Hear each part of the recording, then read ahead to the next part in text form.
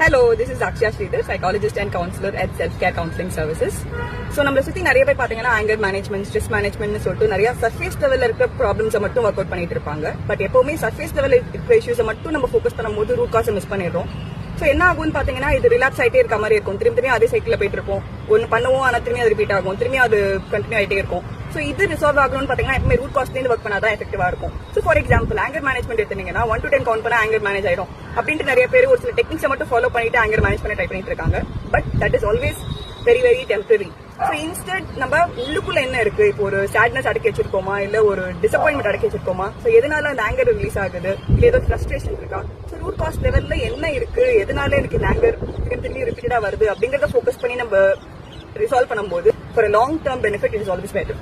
So let's support each other in this wellness journey.